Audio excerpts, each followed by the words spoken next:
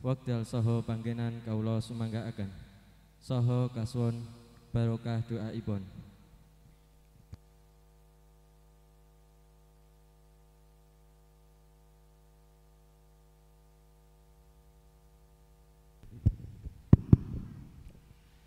Assalamualaikum warahmatullahi wabarakatuh.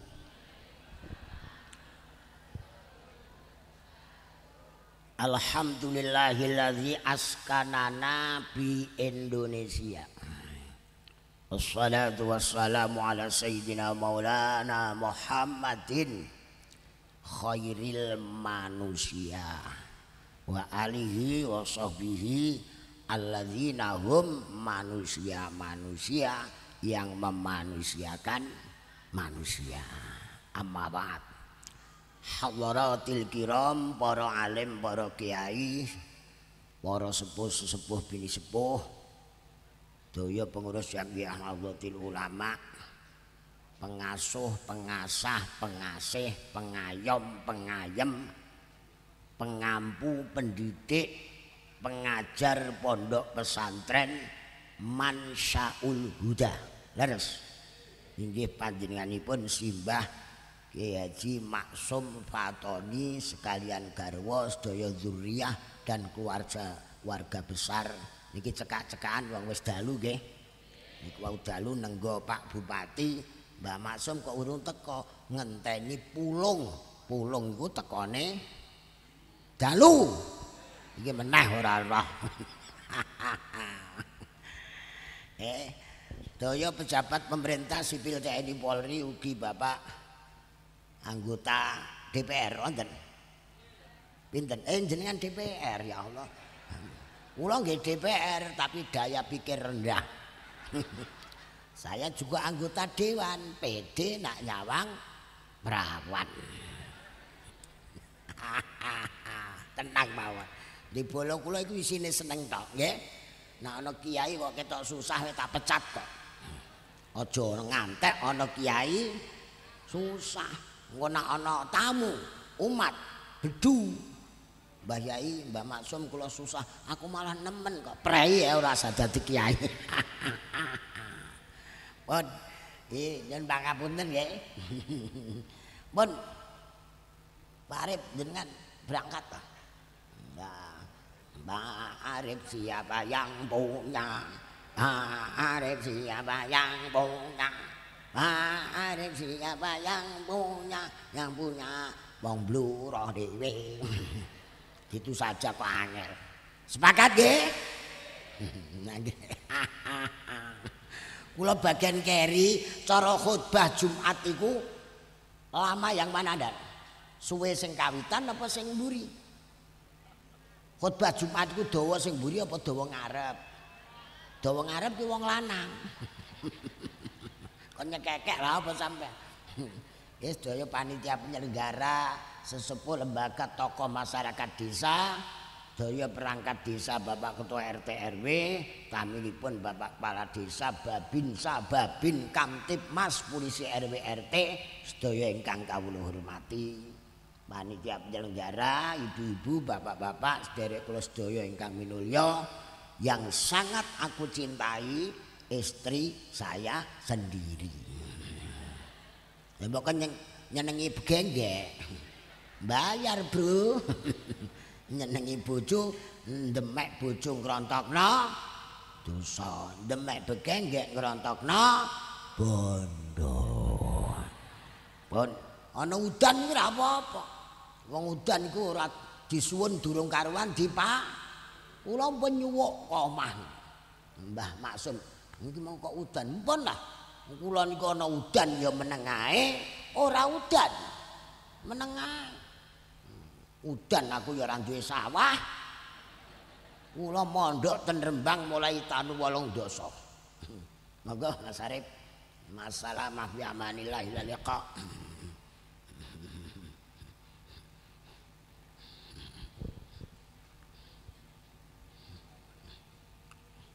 Pun tak tutupne nggih.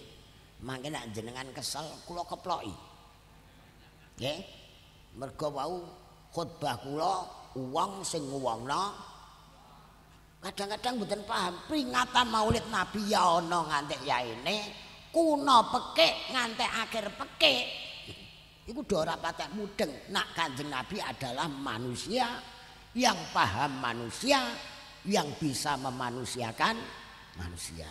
Iku patokan niku dan nak sampan tentara asal masih orang wong ya kudu eling wong. Enak lek. Kula niki mangke ngomong kok ngantek jam 12 berarti saya bukan manusia.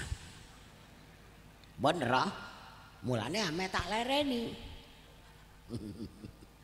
Nggih, kula nggih contoh gampil. Ana kiai kok upamane kok ngimami masjid, masjid umum lho nggih. Ya masjid dhewe lah. Ngimami maghrib kok ngantek krungu azan isya. Berarti kiai ini ora patek kiai. Iki tenanan kok dikandani kok ora percaya. Iki pengajian dikai meja kok ora dikai apa-apa. Berarti panitia bukan manusia. Angel. Lah asline rak gampang leh ngoten niku. Mboten usahakaken dalil kok kaya Islam nyaran ae. Paling enak syukur kita hidup di Indonesia. Indonesia itu kaya raya apa melarat raya dan kaya. Dicolongi dijajah atusan tahun. Masih banyak delok wit-witan ngajenge Mbah Maksum niki wit napa?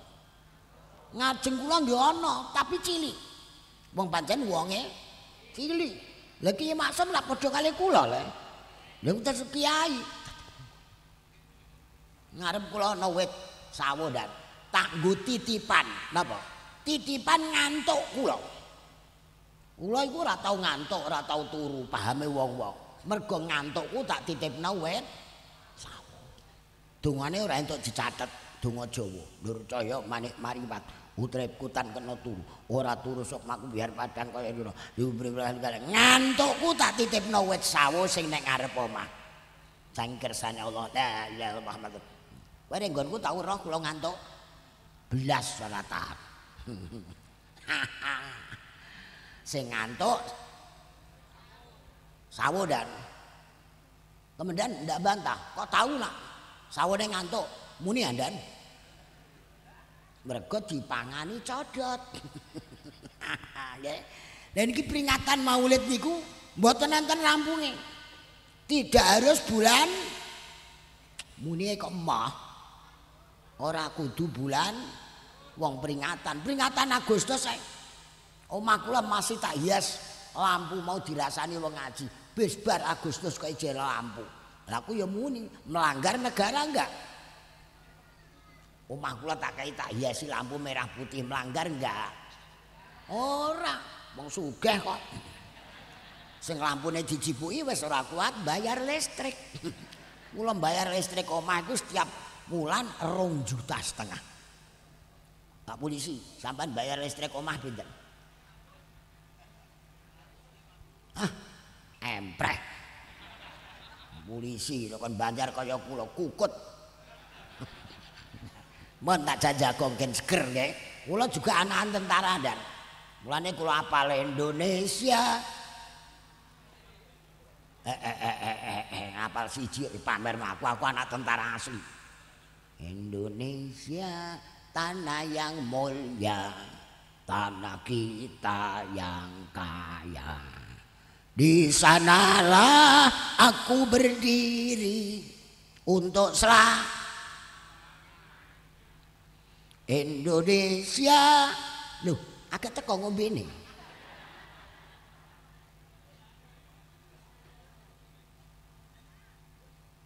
Tanah pusaka, pusaka kita semua. Marilah kita mendoakan Indonesia bahagia. Pak DPR hafal sampean? Lah ngono kok anggota dewan. Tenang, kali kula kudu siap. Ngeten iki menunjukkan keakraban kula kali panjenengan. Ngoten lho nggih. Nek ora patek nyambung repot. Biyen iku petuk kanca sapa-saponan.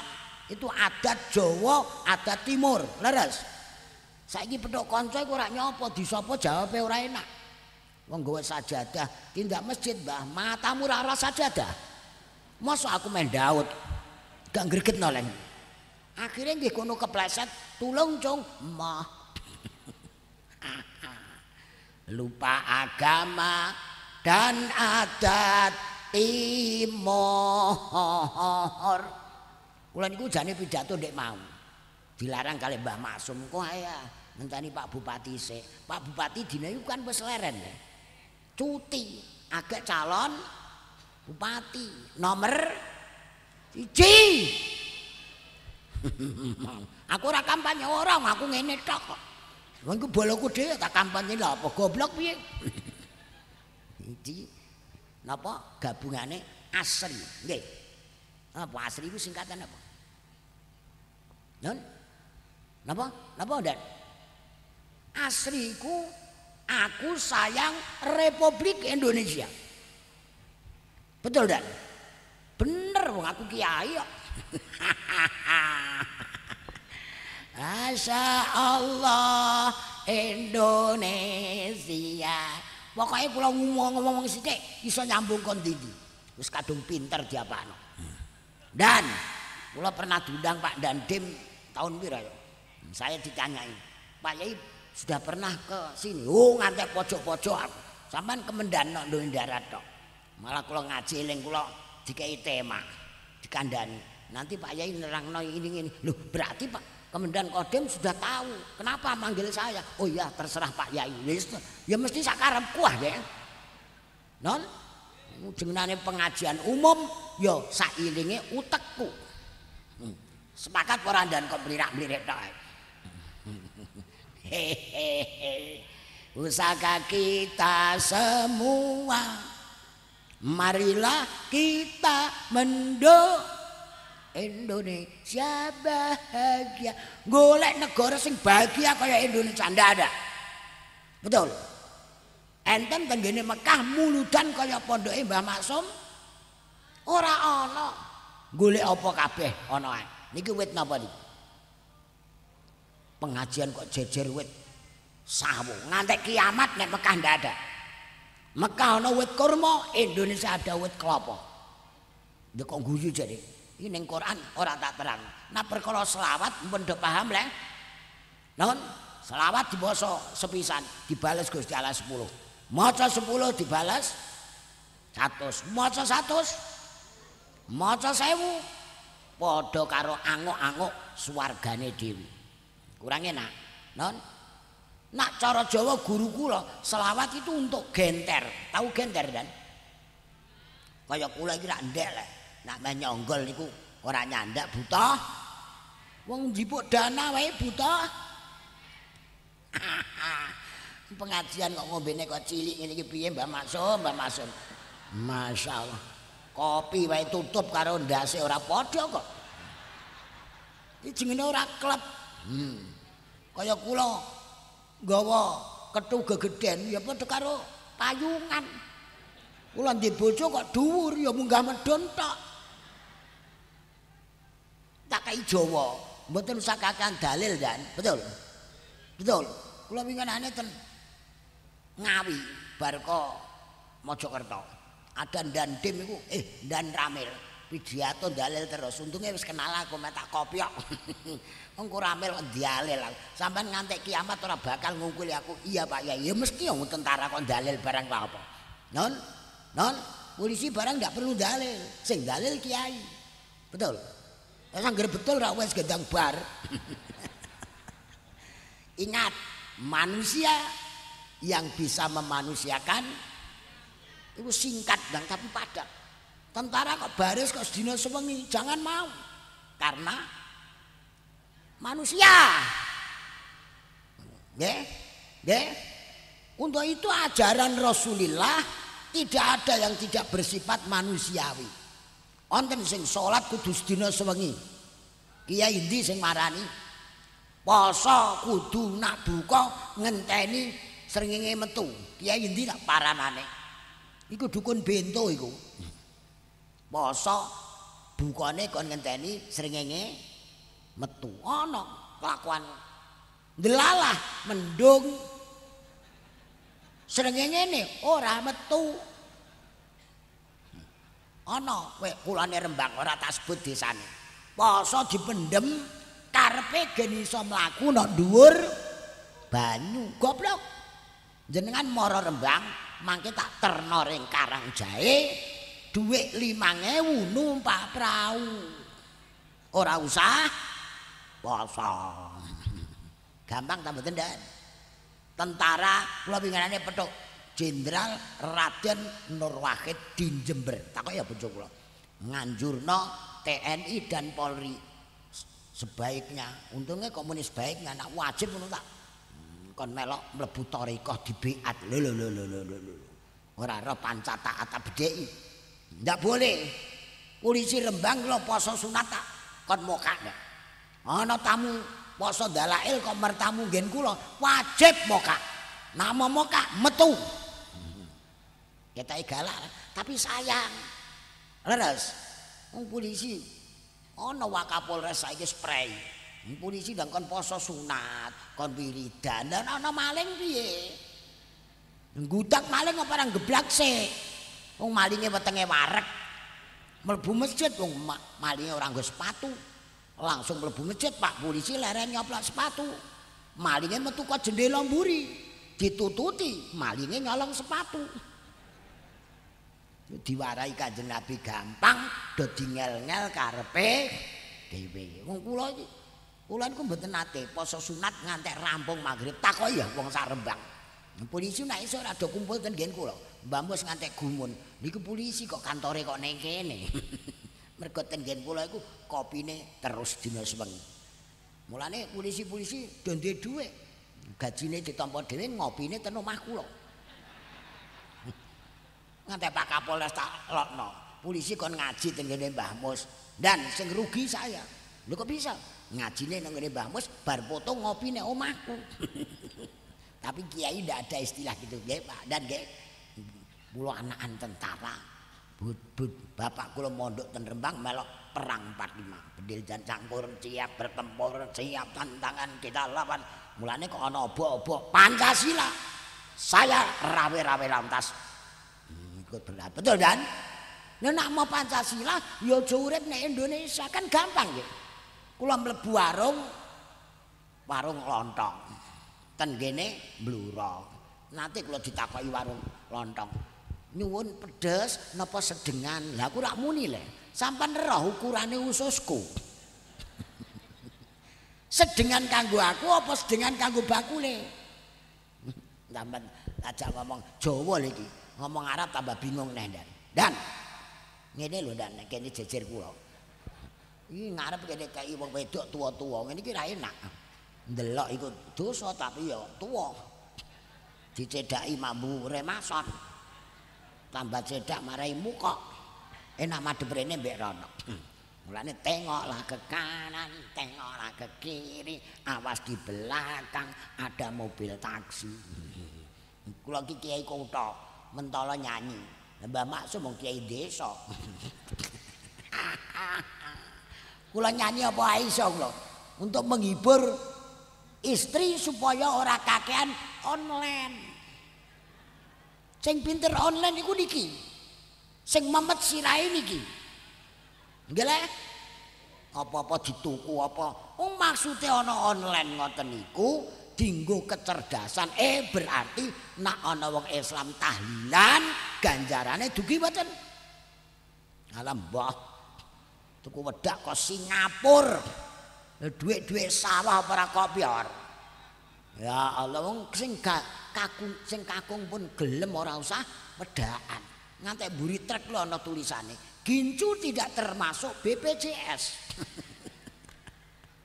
ya Allah itu kadang-kadang muludan ya ana ya ini kaum pria wanita itu ya dimulyakno Kanjeng derajate luwih dhuwur tinimbang kaum pria tiang negara kaum wanita apa kaum pria kaum napa sing cethok wanita Padahal yang punya tiang sing duwe cagak iku sapa? Iku jenenge telmi, telat mikir. Iku jenenge watuke wong sugih dan. Nah watuke iki ngenteni BLT ya. Ya Allah. Seneng nggih Kanjeng Nabi nek eling-eling seneng. Ya Nabi, salam alaika. Kanjeng Nabi rawuh. Lho ngono dibantah karo bocah sing ora gelem ngaji. Tapi kiai-kiai mboten bantah. Jare Kanjeng Nabi rawuh kok aku ora roh. Kok nak ketemu wong bolotok, lah matamu picek kok. Tidak boleh mengonok-onokkan. Sampeyan tumbas buku napa cerpene Mbah Mus. Riyen nonton sing jenenge Muhammad Hamid diundang Matamid. Ku nalika asrokol jengking. Ambune wangi, kamare wangi. Kepanggih Kanjeng jenengan ku rak bejo lah, ngipi ora tahu. Nate ngipi panggih Kanjeng Nabi. Ora tahu mikir Bang Titil kok perlu Kanjeng Nabi. Nah awake resik terus maos ajeng sarena amsara taifuman ahwa fa'arqani wal hubbu ya taridul ladzati bil alami. Lah Ki Maksum kiai-kiai yang lain niku mikirno umat. Leres nggih? Nang Islam kok ngantek dugi Mbogorjo. Aku lali matur karo Mas Arif, besok dalane tak kon ngapiki. Bojo kula niku dibel rencange ponane Mbah Maksum. Sebentar. Padahal jatuh ora. Aku ya mun tak belani, sebentar itu relatif. Nggih? Lha ten Quran kok wonten ta? Ya ayyuhalladzina amanu taqullah. Tek suarane. Wong siang malam ngamen.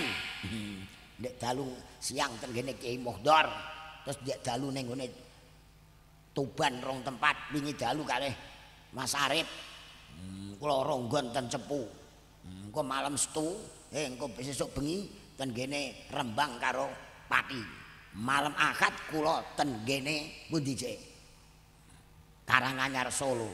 Ahad pagi kula ten pundi Wonosobo. Malamnya di Cilacap. Ngungkuli DPR aku. Lah aku kaya DPR gajine ora nyandak.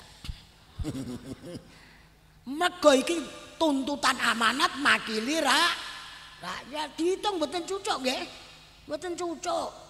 Wong anak kula iku nak sekolah sore alibak iku cah siji 100.000. Cah 5. 500 sing cilik urung iso apa-apa tekan gone dipoto. Lha ngono madrasah kok 5.000, alung dibrokno ae. Madrasah kok 10.000. Ngono isih kiyaine gurune digremengi kok. Santrine ora ana ditinggal muleh guyon kali garwane.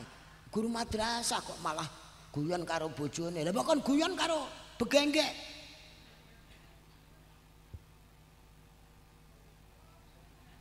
Wong anak kok dipakani dhuwit pilkada. Ayo do ngaku ta ora? Ini bahkan dimulang ngantek kiyaine kopior. Kula iki sing tak kandak-kandakno terus, mboten gurune sing njaluk. Iku mriki imame Imam Syafi'i madzhabe apa Imam Samudra? Non dia mondok sekolah kok dikeplak sithik dilaporno hamburger. Kula mboten sikat ngono ae. Malah sing tak keplaki dadi kiai dan timbarno terus plong-plong kok jipok. Iki ame cerita Kiai Bisri. Iki nak wektune nak ora gedalon. Ora ya setengah 12 kok dan nggih. Wong kumpul tok iki wis entuk ganjaran kok nggih. Malah tak kai sing murah-murah umat Nabi Muhammad niku diparingi karomah. Napa Bu? Karomah iku nak wong Jawa napa Mbah Dan? Keramat. Ana kiai kok ora dikeramat berarti kalah karo bis. Telat sampean. Wong bis ae keramat jati. Sing dawuh Nabiullah Adam alaihissalam. Pun cara Jawane umat Muhammad iku diparingi keramat sing aku ora dikeki. Berarti derajate dhuwur pundi? Mumune kok angel ngene. Derajate dhuwur pundi kali Nabi Adam? Umat Muhammad karomah karumaya krum okrum karomatan karim. Sajuaya sujud saja atan suja Ana ngaji ngono barang. Lah ngaji mau 5.000 10.000 ya paling-paling ya Roksun sirah jabatun bathuk naimun turu nasan ngantuk mulai. Mbok kon pinter-pinter kondi. Bu. Ngono nak wae akhir sanah ae. Kula nak akhir sanah kene ora tau diundang mergo aku muni-muni. Ana kono-kono ngono ngene Kediri nek ndi kula muni. Ngoneni apa? Wakil sing makili wali murid. Ndek ngene Salafiyah kajen ndek wingi ning sing makili kiai tak tunjuk sapa sing makili wali murid. Kiai kok Pekalongan, kiai kok Semarang. Kula pun apal wakil wali murid ku ya ana yaene kula nyabrang segara. Saiki diundang ning luar Jawa semua wegah kula. Sambutan wali murid ku ngomongnya werna papat titeni nggih. Nek ora papat iki keplaki kula, nek mentala lho iki. Matur nuwun sanget dateng guru sing mulang anak kula cangkem tok. Kanthi matur nuwun ingkang tanpa pepindhan selehna meja ora ana apa-apane. Wong anak diulang kok ora ana apa-apa. Kaping kalih kula mboten saged bales napa-napa. Apa omahmu ra iso didol? Montor mudol sawadol nggo bales gurune, ora ana guru njaluk. Mbon paham? Kaping 3 kula namung saged ndongaake. Iku pelecehan karo guru. Dianggep guru ora pecus ndonga. Lega aku ati. Ngene iki sesuk do ngrasani. Matur Kiai Maksum sondhaene aja ngundang cah iku ora paten. Lah wis kokono-kono jar. Kula anane muni ngeten mergo ora tega dan Kanjeng Nabi ku ora mentala nak umate digeraji nang jero neraka. Nek ndi? Iki lho muni apa mau? Bon, iki tak banter-banterno sedalu atik nggih. Saestu kiai niku duwe sifat kados Kanjeng Nabi ora tegonan nak cara mriki ora mentala. Kula mbok kon ngombe dhewean ora mentala. Kadang iki ngombe cilik pepe aku cilik. Ini iki pelecehan iki. Kopi ae tutupe ora imbang. Kok kaya banser. Bansere cilik kayak kabare gede. Ngene narat gremengi ora metu kok. Ngene iki nek dipoto ora ya pantes lho. Menten ate kula ngombene. Ngene iki ora tau dan. Non wong kopi ku nak wadahi gede, mesti diyakini nak rasane ora enak. Wong kula wis nggawe dhewe kok. Aja-aja disokno tremosku iki, Mang. Bluro paling dhuwur iku kopi santen kok Jepang. Takoki ya Pak Sul Bekti polisi-polisi do sabarana. Wong kopi kok kopi santen ora enak. Kuwi nak dodol kudu ana begenggeke. Monggo sing ajeng kondur monggo. Kula nak kadung ngomong iki ngantek malam gak apa-apa dak. Wong nyanyian wis tak kandakno Indonesia tanah yang mulia, tanah kita yang kaya. Tapi aneh. Punya utang enggak, Dak? Dan Indonesia punya utang enggak? Wong sugih kok duwe. Mulane sing paling sugih iku wong ngaji. Sekali nggih. Kula gek ngomong-ngomong. Wong kok gelem ngaji berarti orang kaya raya. Ya kok ngoten. 2 kata rong kalimah. Mohon paham nggih? Niku nak diketokno opahe niku padha karo entuk swarga. Ngene kok ora ketok iku. Loro. Swarga loro nak dikrus donya, iki sing paling mepet. Padha karo entuk donya Napa? Iki lho ngomong apa? Napa? Sekawan. Ngono ya ana sing ngoceh.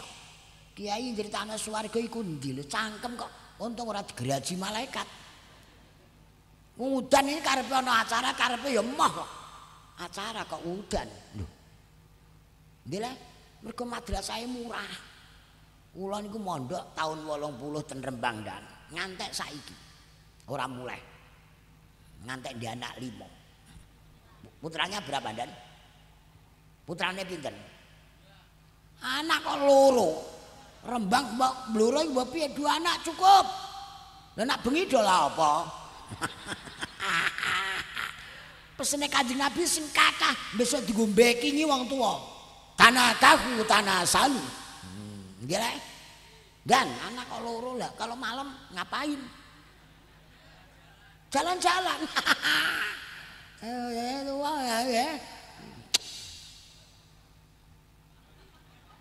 Dan putranya berapa? Juga dua. Janjian piye? Ya Allah. Iki kan mare cara berpikir iku nak ndek anak akeh sawahe sithik dibagi-bagi entek. Lho Gusti Allah kok didikte. Nek kakehan wong langsung dikei tsunami. Dikei ya ana tsunami kok ana sing seneng. Sing pusing sing di perusahaan. Kula ndek bola perusahaan. Wae tsunami gremeng nek ngarep kula. Ih hotel kula nganggur. Lah turani mbek bojomu le. Lah sing ngongkon ana Gusti Allah ngongkon gawe hotel. Biyen kopi lagi. Mun bar ada rembukan. Jane ngajine ku piye? Oh teko ndi-ndi. Wis kadung pinter bapakno. Ya lho kita kok ngenyek aku sampe. Wong bojoku kuliah jurusan sastra Arab tak leren. Saiki dadi sastra gandal. Nah bojoku kula kuliah kok rampung, daftar gawean, aku ditinggal nek omah. Aku ora tau sekolah.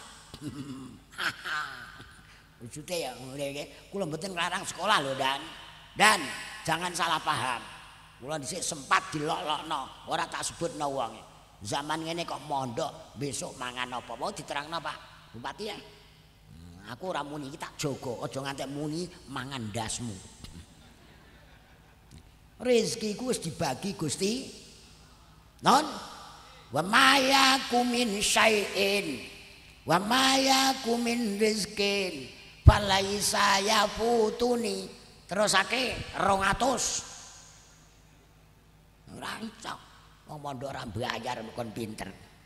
Non tawakkaltu fi rizqi 'ala Allahi khaliqi. Apal sampean? Ya Allah nggih. Kula apal Bu. Bathuk cilik tapi muatan berat. Ana wong kok ora seneng Pancasila, metu kok Indonesia, golek negara sing ora ana. Ora enak lho, aja ngoceh ning kene. Betul. Pancasila Undang-Undang 45 harus kita junjung tinggi sama-sama. Apal enggak Dan? Tentara. Landasan kita berjuang berirama. Orde apa saja yang penting utama. Allahumma sholli wa sallim ala sayyidina wa maulana. Allahumma suril Islam wa ahli kil. Sing pinginane tak larang nganggo selawat iki. Takon ada-dama. Saiki ketae kok wani karo kiai, langsung tak ganti. Allahumma suril Islam wa ahli kil. Pak Igi rawuh mboten Pak Igi.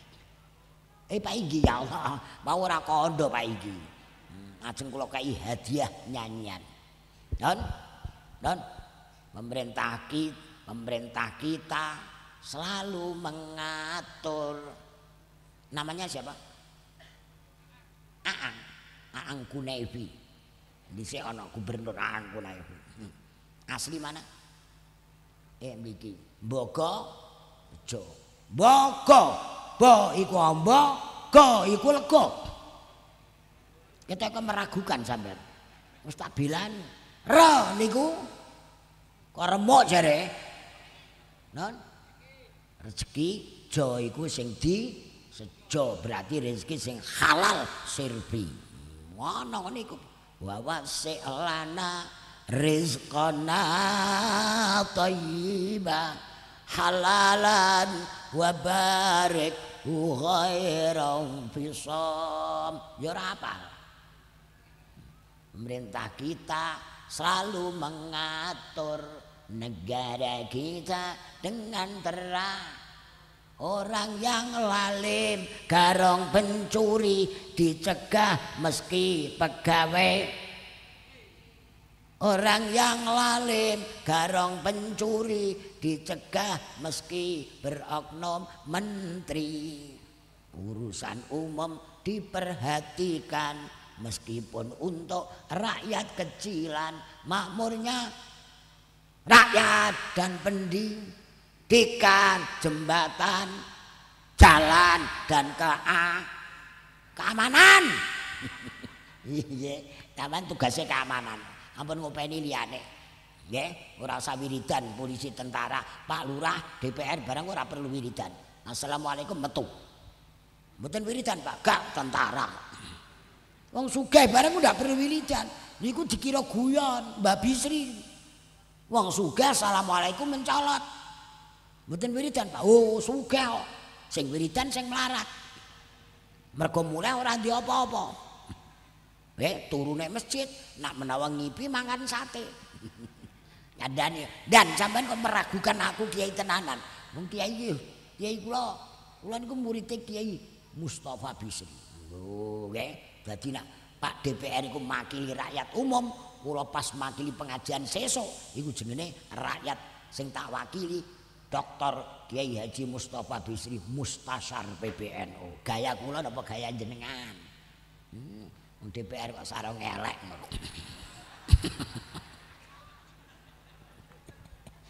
Ngonolah boloku. Ngoten nggih? Besok tetep umate Kanjeng Nabi. Mpun ah, wis mau kon nerangno selawat. Selawat ampun ngerti le.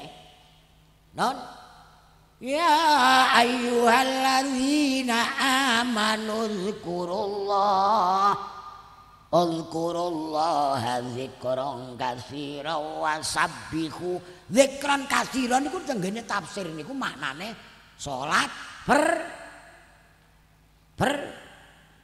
wa sabbihu bukratan wa asila huwallazi yusalli alaikum wa malaikatuh wa malaikatuhu liyukhrijakum minadz-dzulumati ilan nur wa kana bil mu'minina rahima. Dileng-eleng nggih. Kenging napa kok wala kok mboten wa kanal bil mu'minina rahmanan wa kana bil mu'minina rahiman. Terus Allah taala kagungan sifat Rahman, kagungan sifat Rahim. Nak ten kiamat benjang yang dipakai Rahim. Nak ning donya Rahman. Wong lho, cewek wae ora tau, tetep diparingi rezeki napa mboten? Paringi. Ora tau wadus, ora tau salat, diparingi rezeki mboten? Paringi. Nyatane wedhus ora tau salat. Dan bayi ndak salat. Bayi agak lahir salat mboten? Nyatane disiapno rezeki. Rezekine bayi napa? Apa ndak? Asi. Asi itu disiapno nggo bayi. Nah ora ana bayi keluar asi enggak? Upama keluar buat apa? Sapa sing muni buat bapake sapa? Wis rangah-rangah iso budal padhe. Niku harus dicermati. Semuanya disiapno rezeki. Dene akeh sithike kebijaksanaane Gusti.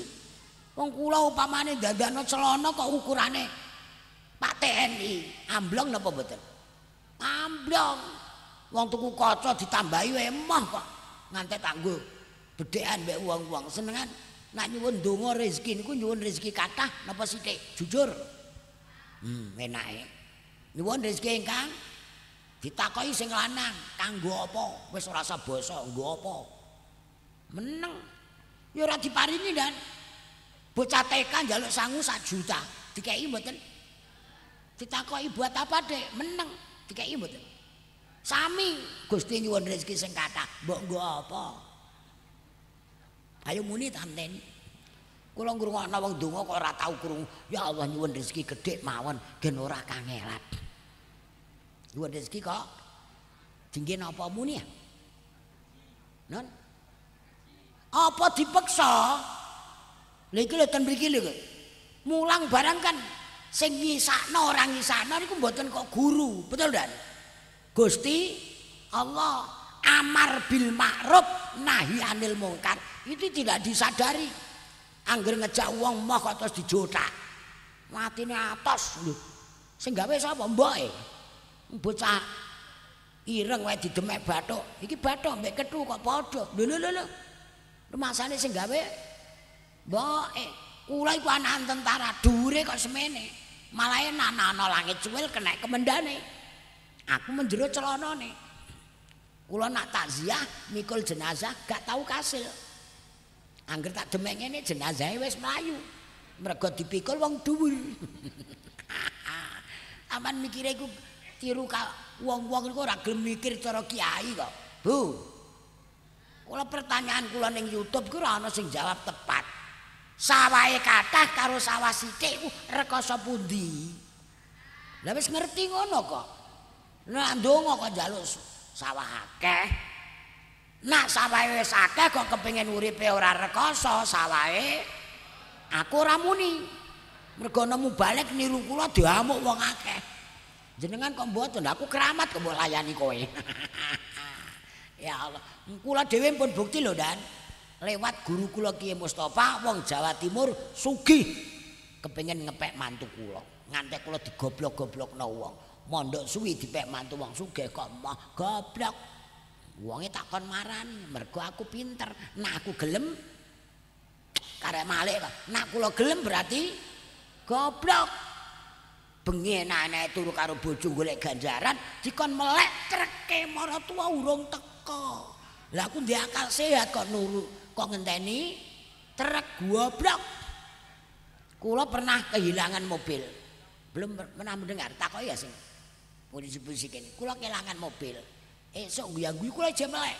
Ana mobil liwat. Wong omah tak sewa kula dimeloki bocah sak keluarga. Mobilnya kok ilang, tuku neh aku. Polisine sing bingung. Sampai saiki terus tak simpulno, nak kula mbiyen ora kelangan mobil, mongko tukune second. Pak Inggi mobilnya napa? Mobil siaga. Mobil jenazah. Betul? Lah aku kiai mobilnya Fortuner. Plate K141 RI. Kiai Republik Indonesia. Ampun ditiru. Guyon Pak iki, ora usah posing. Apik sampean nak tuku mobil mewah dicurigai. Ndarani entuk dol-dolan beras. Tenang ae. Pak DPR mobilnya napa? Non? Ya wis iku ae. Aja tiru kula. Kula kan wis terkenal. Bojoku ulang tahun pernikahan yang ke-15 wis saya belikan CRV 650 juta. Plate lahire K1986. Kula mondok 80, bojoku 86 baru lahir. Disiapkan produk baru oleh Allah Ta'ala. Dinyeki karo kiai-kiai bluro, diarani ora payu. Saiki do meneng ae. Wis kalah set. Dan ya kula pancen rabi Jawa Tengah ora payu. Terus akhirnya entuk Jakarta. Malah saiki ndak pernah tanya duit ora tahu. Njaluk duit ya ora tahu, takok duit ya ora tahu. Takoke uang. Pak DPR aja ngenyek sampean. Don. Lho, takoke uang. Iki jenenge napa? Lah wis ngerti ngono kok. Tapi nek iki disangga, iku tandha wong susah. Oh, lihat ibu berdewi. Ora kok ngene. Iki rak kepala desa demo njaluk tambahan 2 tahun.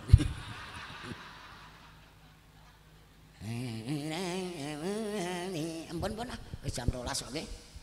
Nun sewu Mbak Masum. Kebablasan. Nun pangapunten, Bu. Bu. Maafkan aku. Aku mau nyenengno wong wedok tok. Jenengan kondur ampun. Ngono tak critani aku sampean kok diamuk. Bojo kula niku ten Madinah tak tawani. Yang pengen Mas enggak bojoku? Jawabe pripun? Aku cukup Mas Syarafuddin. Ngene iki sampean tekan omah, aja tiru cah iku. Kiai kok ngono. Lah kon tiru kethek. Sepakat dari rumah tangga itu harus ditutup, aja dieder-ederno wong liya. Bojo kok dionen-onen. Bojomu pinter golek dhuwit, lha bojoku goblok. Lho. Lha nek sing kono muni, lha goblok kowe dipek kok gelem. Bojoku ora iso golek dhuwit, lha sik ora golek bojo copet kowe ya. Ampun, dengkei. Yo, kowe kok ora tau nganggo gelang emas, cincin emas. Aku ingin membantu stabilitas keamanan nasional. Lho takoki ya bojoku. Lho nek perkara wong lanang iku nak nyekeli dhuwit prol. Nak ora prol berarti ora nyekel. Aja dibuka ning ngarepe wong akeh nggih. Nggih. Bojo ora gadeg ngene kok. Iku guyon tapi tenanan, Bu. Bu. Wong lanang ku mboten mentolo. Nggih le, wong aku ngereng ngaji rene ya pakane ya iki terus tak delok atik. Ora tau ganti. Mergo dienggo iki. Nggih le. Nggih.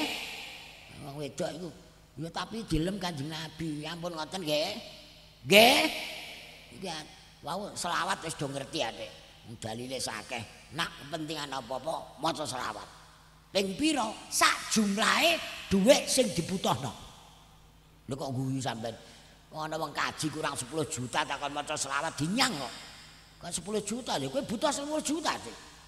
Lho ngono iki iso ditambahi neh. Dirombong entuk ya. Terusno ya kelakuan ngono. Gusti Allah kok dinyang ya gumun aku. Nuwun rezeki kok akeh nak dituruti. Ame dienggo apa?